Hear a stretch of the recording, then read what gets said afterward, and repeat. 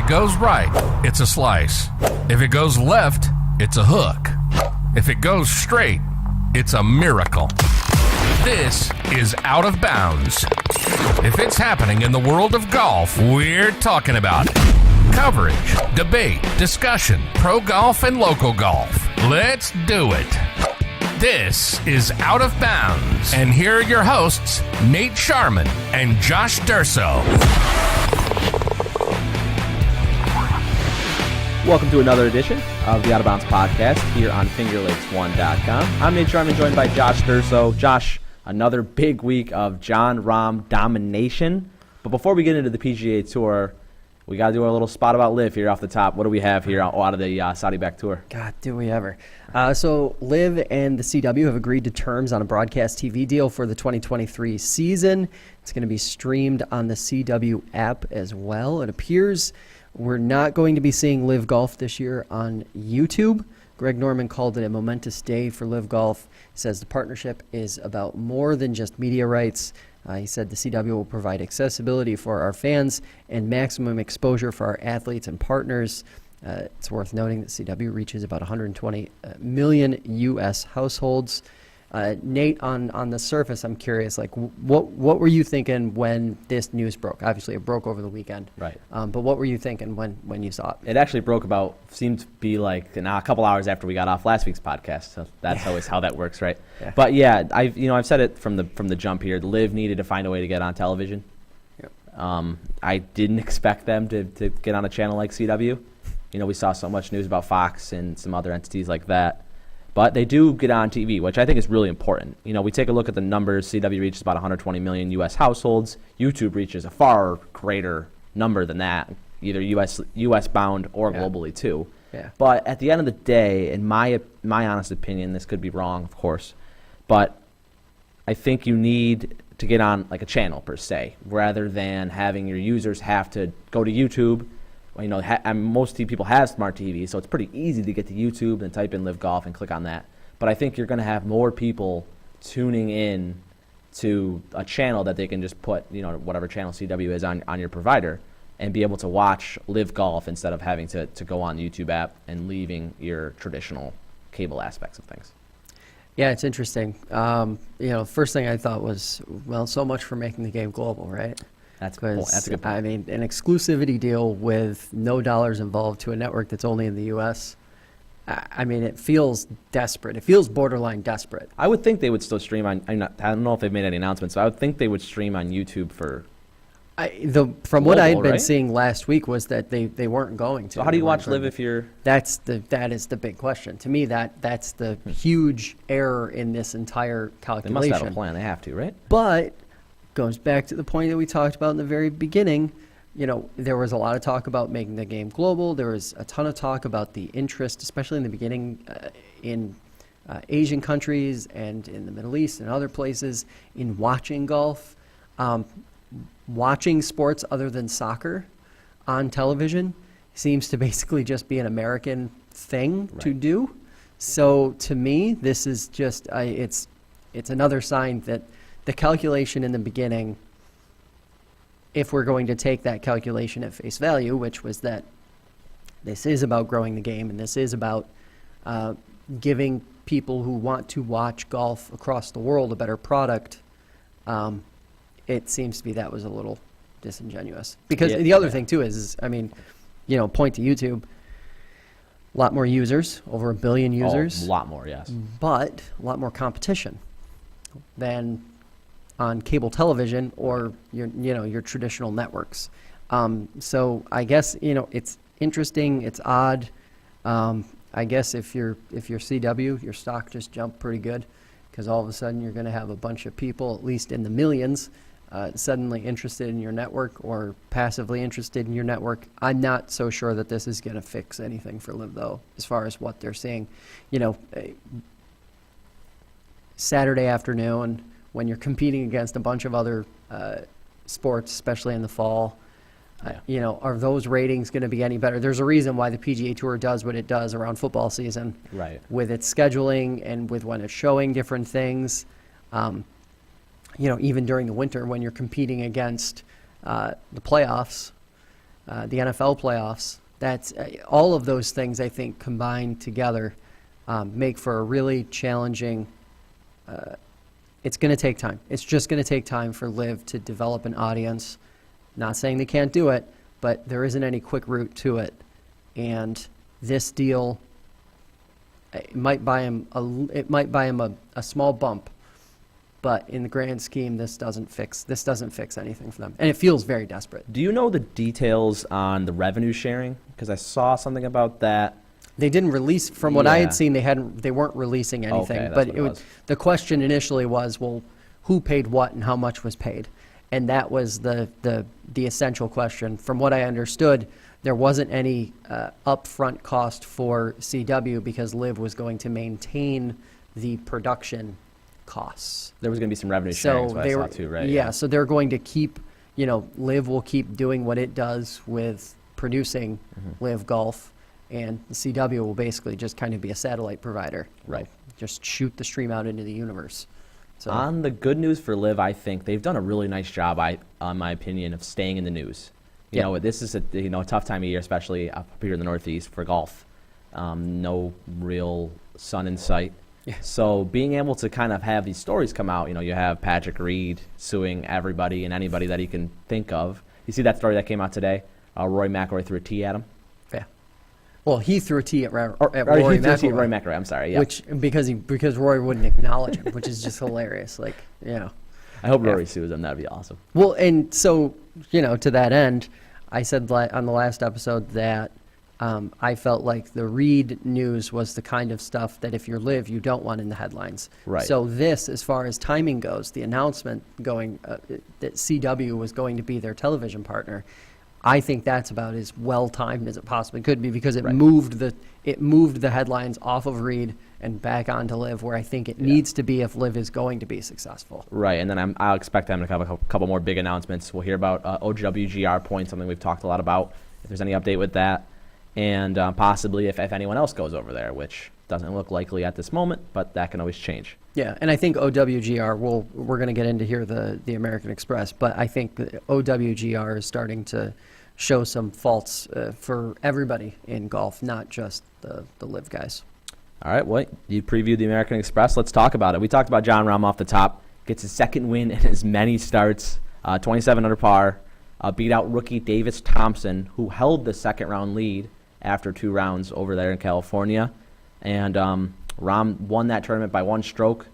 Like I said, gets his second win, his 9th career PGA Tour win, and just playing some unbelievable golf. I have a little bit to talk about with Davis Thompson, but first let's talk about Jon Rahm. Is he the best player in the world in your eyes right now? He might not be on OWGR, which is something that we could talk about as a fault. He hasn't jumped up to 1. He's been playing this incredible golf. Not only the PGA Tour, he's played well overseas too lately. So that's a fault of OWGR maybe, but let's go back to the original question. Is he the best golfer right now in your opinion? I think right now, yes, he is. But he's the best golfer in the world in the same way that Scotty Scheffler last year at this time was the best golfer in the world. Right. Or, fast forward a month or month and a half, whatever the case may be. We see this all the time. Do I think Jon Rahm is better than Rory McIlroy? No. Rory McIlroy is the best golfer in the world. Right now, Jon Rahm's playing better than Rory, though, in my opinion. But he is not the best. I think there's a difference, I guess right? you're right? Because we get stuck in that it's kind of prisoner in the moment, but at the same time it's not. Like if we're taking the big picture, Jon Rahm is not the best golfer in the world. Right this second, he is the hottest golfer in the world and probably the best golfer in the world, but it's not the same. It's just like, I make that Scotty Scheffler comparison because last fall and late last summer, he really looked like a completely different competitor at that point. So, he's on a hot streak. Obviously, he's got the game that could carry this through the entire season and just have an absurd, run up some absurd stats the entire year. And maybe that's a conversation we're having at the end of this FedEx Cup cycle where we're saying Jon Rahm is, without a question, the best golfer in the world right now. And we're having that conversation more as a total body of work rather than just, out of his last 8 starts, he's been really, really, really good. Right. I think the bigger issue to me, 2 issues. One is the ranking points. what OWGR is giving to these smaller field events is a huge issue for the PGA Tour because it shows that they probably rushed into this small field, big point scenario. Yeah, a LIV bit. kind of forced their hand with that, right? Like they didn't think this through. Obviously, somebody didn't calculate something because I'm quite sure that if they realized that for a small field event and a large, not top 60 guy event, you were going to be getting effectively the same number of points, that someone would have said, well, wait a second, we need to reevaluate this. Unless it was purely about getting big, high-profile names on TV. If that was the only goal, then I guess mission accomplished, and this is just something that'll have to sort itself out over time. That was one of the goals in my mind, and the other goal being keeping these players here. Keeping the Jon Rahms, the Rory McIlroys. Dumping more money into it. Right. Just dumping more. And, I'm the other issue that I have, especially after this past weekend, minus 27. Like, 27 under par. This week, you'll see it's not as much as a birdie fest this week. I think they'll still play it. They'll still rip up one of the courses. They play a couple different courses for this next event. And I think they rip up one of them. I can't remember off the top of my head. I think the North course they rip up pretty good. So it'll be a little bit less, I think, but it'll still be a good birdie fest because they'll get their birdies on that course. It just gets to the point, though, I think we've seen through the majors that any golf course, more or less, can be set up to keep scoring down. And for a lot of events, it seems, especially in the beginning of the year when they're out west or they're in Hawaii, that's just not happening. Right. I do not love seeing like week after week after week. I think this is like maybe the third out of 4 weeks where the winner has been like north of 23, 24 under par. Yep. I mean, that's a lot. For sure. That's tough. I that to me isn't cool. That said, maybe that's preferred. Maybe score fests are exactly what people want to see. Right. Lots of birdies and everything like that. Not necessarily the best test to see who the best golfers in the world, though, are. Davis Thompson really stepped on that and took worth of it because he had 5 eagles over the first 2 days. Huge. Which I believe is a PGA Tour record, or if not, a shared record, which is pretty cool. But I want to talk about him, a rookie on the tour, only I think he's about 21 or 22 years old. And he was they're on 18. Jon Rahm's holding a 1-shot lead. And Davis hits his second shot over the green into kind of like a little swole area. And Jon Rahm knocks this on the green. He's got about a 20, 25-footer. And Davis has to chip up, and he basically needs to hold a putt. Because, if Jon Rahm makes this putt, it doesn't matter. But Davis basically needs to hold a putt. So you're sitting there thinking about Davis Thompson, like what's going through his head, right? So if I hold this putt, I have a chance to playoff. If I knock it close, I can still make a ton of money because especially for a rookie 22-year-old, that's a lot of money. Yeah. And or I can, and this is what came in my head, of course. He's got a tough shot up the hill, and it's hard to stop the ball too past the green. Yeah. So it's very easy to make a 5, 6, very, very, very easily. You're trying to hold that putt. It's easy to knock it by 25 feet and struggle inbound and make significantly less money. So he gets up there and he almost holds it. He knocks it about 3 or 4 feet, and it just rolled by the right side of the cup. And I'm just sitting there watching it like, if I was in that shoes, I might blade it into, the next hole. I thought it was really impressive from Davis, because it would be so easy for him to hit that shot short and then have that 5-6 footer, but he went at the pin and he almost made it, and that would have been cool. Rahm ended up 2-putting, so if that would have went in, it would have tied him for the playoff. But I think if Rahm had seen that go in, he would have been a little bit more aggressive. He knew he had 2 putts to win, so he kind of just lagged that one up there and tapped it in for the victory. Strong showing, and shows how I keep saying it over and over again, shows how ultra-competitive professional golf has become. Especially the young guys, too. They come out of college, and some of those guys can hit it just so far, and there's no fear either. They play like seasoned professionals. Right. He's standing on the tee next to Jon Rahm, who has, at the time, had 8 PGA Tour victories and a major. And Jon Rahm's an intimidating figure, too, just because of his size. So, he's sitting there down 1 shot. Davis gets up there, and he absolutely stripes a 3-wood down the right side of the fairway. Yeah. So it's cool that for lack of a better term, the nails these guys have on them to be able to perform at these big moments. Gotta it's handle so your cool. business, and it's cool to see guys like this crop up because it gives the tour new faces, fresh faces for fans to start to get behind and develop that brand around. Davis is a good name, too. I like the name Davis. But going into next week, Farmers Insurance Open, we'll stay in California. This time we'll just move over to Torrey Pines. And we got 156 golfers. Like I mentioned, Josh, to your happiness, it seems to be less of a birdie fest. Thank God. That remains to be seen what'll happen. Last year's champion, Luke List, his first PGA Tour win. So now that we talked about that a little bit, let's get into our prediction hour. Josh, do you want to go first, or do you want me to? I'll go first because I think my pick is going to maybe surprise some. And then after people. predictions, I have a couple fun stats on the DraftKings Sportsbook, which Paul's about to pull up for us, show us some really, really fun stuff. So, Tony Finau, that's my winner pick, right? This guy. I like Siwoo Kim at plus 33 and Max Homa at plus 22 if we're talking about the betting side. I feel like they're kind of like middle of the road guys that have shown some signs of life over the last few weeks. Colin Morikawa at plus 12 feels like, I don't know if it's, I wrote down in my notes that it's like a crime against his psyche. Right. But I don't know who it's a crime against because it should not be. It should not be. Yeah. He has not shown the ability to close recently. Would love to see Not just recently, but like now this is kind of becoming a thing where people are starting to wonder if like that's a Colin thing. I can't imagine being favored like that in a field like this. Because he's clearly struggling to close, that can't possibly be good on his own brain as he heads into the week, right? Like that would just add stress in my mind. I think it's the opposite for some of those PGA Tour players. They say, these guys are doubting me. I'm going to go, shove it up the haters, shut those guys up. So that's pretty cool for Colin if he's able to do that. My pick, also a Cali boy, just like Colin, Xander Schauffele. Yeah. I think he's about 11-1 on the green book over there. And Xander's playing some good golf. This is basically a home game for him. I think he's from about 20-ish minutes away from Torrey Pines. So he's been playing some good golf lately in good form. So we'll see him try to cross and get on the leader's podium at the end of this one. Some interesting notes out of this one. Jon Rahm is the leader in terms of favorites, obviously. He's plus 450, so 4.5 to 1.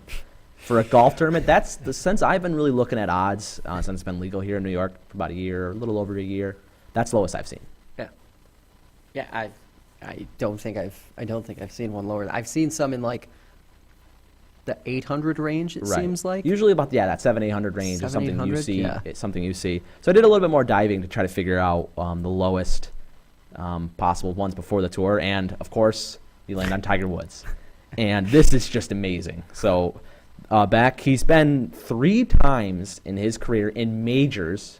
I'll repeat that because it's not just in regular tournaments, it's in majors. Tiger Woods has been 2-1, so plus 200 in events at majors. The 2002 Masters, the 2002 U.S. Open, and the 2008 U.S. Open. And to make it even better, he won those 3 events. It's crazy. Plus 200. Literally crazy. Betting was a little bit less popular back then, but still had lines on it. Betting was a little less popular, and also the game of golf was vastly different. Right. Then. Impressive. Imagine betting a guy to win a 4-day tournament at 2-1 odds, and that's the best bet because he's going to win, right? Yeah. In a field of 140. Right. 140. Pretty amazing. It seems, well, and that goes back to like the betting thing that we've talked about a million times. Golf, before an event starts, is, in my opinion, the absolute hardest. Oh, it's so hard to bet because you're literally picking. You like betting after day 3, right? Yeah, after day 3 is my philosophy. Sometime on the podcast here we'll actually get into the whole system that I have for that. But yeah, I think after you've seen a few rounds of golf, because that's the other thing too about like all of these odds. Like you have no idea what anybody's going to go out and do on Thursday, right. And half the guys that are plus 2,000 or better could go shoot 3 over par. Right. And opening day, and they're done. out. They're done. Like it's over. Especially in these tournaments where you can't need have to a score. day where you shoot worse than 3 under par to win the golf tournament. Right. It's hard. You got to shoot 68 at the absolute highest. Wasn't the cut last weekend something like 9 under par? Something crazy It like was that. ridiculous, like just completely ridiculous. You shoot, I- shoot an average of 4.5 under par 2 days in a row in a professional event, and you sent home. I saw Loser. someone wrote, like 9 under cut, like find a new profession. Yeah. Like Literally. at that point. But you won't be able to take advantage of the DraftKings boost this week, Josh, because they're doing a really cool thing that I like to see them do. Before tournament starts, so pre-tourney odds boost, plus 200 on anybody. So Interesting. go head over to the Green Book, as Paul and I call it. No free ads, but DraftKings were able to say it there because it's just a really sweet boost in my opinion. So you could take a guy like Jon Rahm, move him from plus 450 over to plus 650, Okay. and that seems pretty good to me. Paul, I see you over there. You've been studying the lines. Do you have a guy that pops out to you? Sanjay M intrigues me. What's he at? Okay. He is currently at, where'd he go? Around mid twos. Yeah, he's at plus 200 or 2,000 right now. Yeah. That's a good number. Yeah. You almost got Tom Kim last week, huh? I did do Tom Kim post Saturday for a top 5, and that backfired. So I mean, I wouldn't It's say what too it bad. is. He was That'll sixth. He was happen. in 6th place, so Yeah. that was a good bet. in my I just opinion. missed out. Yeah. Betting on golf is a lot of fun too, especially when you're watching it on TV, because you can bet literally, like you can. So Josh Durso steps up with the first tee at Augusta. Will he hit the fairway? Yeah. And that's just fun. Like it can get you into trouble. You got to be really responsible with it. But Yes. it can be a Yes, lot you of do. fun to bet that. There's some entities, I know Barstool does it, where they have like a live stream for like some of the majors. They'll do a couple hours of it, and you have all these guys cheering for a guy to hit the fairway. It's just fun. I Yeah. like that about it. It's one. There's golf. Again, unlike a lot of other sports, there's more opportunities for really kind of niche side bets. And Right. That's just cool. The only thing I've think a lot about with betting and is one thing that's interesting, and we haven't seen much of it, which is really good, is that golf can be really influenced in my mind by outside things. And once you include betting into that, and I know they've really been trying to tiptoe this line and figure out the right way, is something that's is a little bit scary. So you could have Colin Morikawa, for example, total example, has a 7-footer to win the Masters, and or to any other tournament, and they make a noise or something of that nature to try to influence that. That's something they have to bother, and that's something they have to kind of get over, and they haven't had any of that. That's been luckily not Yeah, involved. I was gonna say that. I feel like that's more of a really out there what if situation. Right. Yeah. I mean, It's not Right. that likely to happen. and in the Masters, they would lock you up, throw away the key if you did that. I mean, so. you heard and you saw way more during. You want to talk about something you saw way more frequently during like the Tiger era. Yeah. You saw and heard because of what he brought to the game, way more, buzz and activity and shuffling and noises and things like that on the golf course than you do now in terms of like actually causing players to like stop playing, Right. back off of a shot or whatever the case may be. Let's shift gears here and talk about the topic that I was personally most excited for. So Golf Digest shared a list of a few of the oddest sponsorships in golf history, which included McDonald's, Coca-Cola, Burberry, 5 Hour Energy, Waffle House, the NFL, Nike before the Tiger era, and Corona Premier. Paul's got a graphic up on the screen right now. It's showcasing all of these absolute gems. The question is, it's 2023. You have the chance to choose one to ride with, Nate, if you're a touring professional. Part one, which stands out to you as the strangest? And then the second part would be, who would you want on the bag if you had to pick a bizarre left field sponsor? Just looking at that graphic, P.F. Chang's for me is the strangest out of that bunch. I just think that's just hilarious that they is supported hilarious. that. But I did some thinking about which one I would on my bag, and I admittedly did more of thinking than ever practicing for my golf game. So you won't see me touring on the PGA Tour anytime soon. But I think I would kind of go back to where I was from, kind of find a local, whether it be a diner, a pub, or a burger joint, and I would want to get like a burger or a sandwich named after me. I think that would be really, really cool. Maybe not something that could be on your bag, of course not. But I just think that would be cool, to go back to your hometown one day and get a burger named after you, the Charmin burger or something like that of that nature, and how cool that would be. I like that idea. I like that, except I feel like if you are a touring professional, I feel like you have the clout to go back to your hometown to like a restaurant and be like, "Yo, name a burger after me." Yeah, that wouldn't go mean- on my bag at all, of course, because it doesn't really hold any weight. But Who would, on my who would bag, you put on your bag? you're gonna laugh at my decision here. Aldi, my Okay. favorite supermarket, Yep. and one that I think is the most efficient. Yep. And so, you have a lot of these other options that have been taken. I think, having Aldi on the side of your bag, not Aldi's, Aldi on the side of your bag, and being able to represent them would be really cool.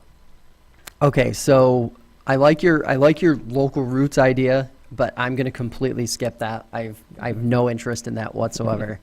The one that stands out to me as the most bizarre and also the most awesome at the same time is from the list that we had there is Waffle House. Oh, yeah, Waffle House is awesome. That's awesome. Especially given that the entire bag is like branded Waffle House yellow. So the whole bag is Waffle House yellow, which just stands out like an incredibly sore thumb. Which is an interesting color for a golf bag. Oh my God, in it's itself. just an unusual because it's like a mustard yellow. It's not like a Right. neon yellow or a kind of yellow that we're used to seeing in golf. If I had to choose one though, and it's interesting, I didn't even realize that you had chosen a grocery store. I too chose a grocery store, but I went with Wegmans because to me, it's that cross section. Like it's popular beyond just a small place or region. Not that Aldi is regional, but I feel like it's maybe a little less known outside of like the main Northeast area. Wegmans is continuing to grow all up and down the Eastern Seaboard. And I think that it would be really cool to have that logo on my golf bag. And it also wouldn't, this is another thing, it wouldn't stand out that bad because they have a pretty matte I like the logo. The Wegmans logo is a good logo. It's very, it's not like crazy in your face. It's just very like abstract, simple. It works. It works perfectly fine on a golf bag. Maybe they can throw you a couple rotisserie chickens and Rotisserie, a few bagels. $20 rotisserie chicken. Keep it moving, I guess. Yeah. Yeah. To me, that is probably the most interesting topic we've debated here in a while because we don't see unusual sponsors. You know how tiring it is just seeing these like financial advisory firms on like every golf commercial and golf Right. bag And under or the the Whopper sun. commercial. Like it's just so tired of seeing any of them. Don't care about any of them. Right. It's Agreed. just- yeah. One more topic I think will be fun too, just like the sponsorship one. So they place you. You have one putt to chance to win some money, but you only have one opportunity, and you get to choose how long it is, and that'll kind of tell you how much you make. So, for example, a foot is 10,000, 2 feet, 20,000, so on and so forth. 3 feet, 30K, and so on and so forth. Paul, we'll have you chime in on this one too for sure. Josh, we'll have to start with you, and we'll get into. I think I know your answer already because we were talking about it a little bit before the pod, but I'd love to see your answer. So assuming that this is a not treacherous, It's a straight putt. like a relatively Hardest putt in straight, golf, a straight putt. relatively straight putt, I'm going to settle in around 10 feet. I'm going to take a 10-footer. It's a balance, to me, it's a balance between risk and reward. I would And yeah. I don't, how terrible would you feel if, God forbid, you missed a 1-footer for $10,000? Is it possible to miss a 1-footer? I've seen some things. A I straight think so. 1-footer though, like A straight 1-footer. I think it's 1 foot. We're not talking about nothing here. Like it can go wrong. yeah. Well, I I think you would feel, at least me personally, I would feel worse missing a 1, 2, or 3-footer, albeit for less money, than if I miss a 10-footer or even a 15-footer for more money. right. Just because, like, if I miss a 1, 2, or 3-footer, I'm literally going to say to myself, what are you doing? You shouldn't even be on a golf course. You suck beyond anything else. Well, there's that. Yeah.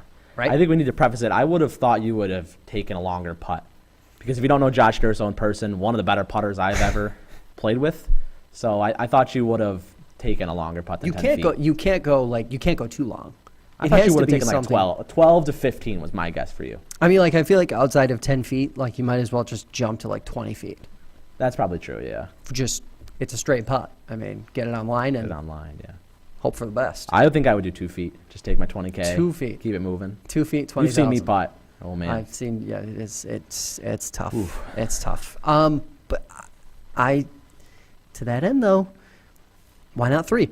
Why not 3 feet? We can do the same thing for 10, though. Why not 11, right? Well, and that's the point. But you're saying that you're choosing 2 feet because you feel like you're not as good a putter. Right. I think this, I don't know if the statistics in front of me, and I'm not a stats guy. I think after you get but beyond 2 feet, this is my prediction, that you start to drop.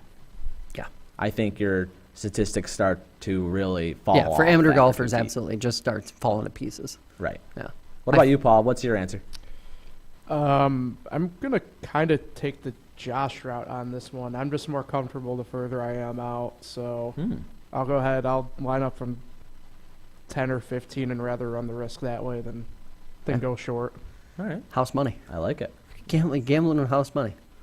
Yeah, I guess so. I mean, that's just, it's... The other thing, too, is I personally, this would be a lot easier for me to consider if it was like a slight right to left breaker. Straight putt. No, it's straight putt. Straight putt literally becomes challenge. Like that literally becomes more challenging. Right. It gets in your head, and you think, oh, this should be easy. I don't know. I'll think about it this week, and maybe I'll want to reconsider next week. Okay. I like that. Anything else we have today, or? I think that's it. All right. So thanks for listening to this episode of Out of Bounds. We'll be back next week, probably on Tuesday, to talk more golf local headlines and pro. So be sure to follow us on TikTok and Twitter. And whether it's down the middle or out of bounds, keep on swinging. You've been listening to Out of Bounds. If it's coverage, debate, or discussion of pro and local golf, we'll be talking about it. Be sure to visit the website at fingerlakes1.com. Find us on TikTok, Instagram, and Twitter at OutOfBoundsFL1. See you next time on Out of Bounds.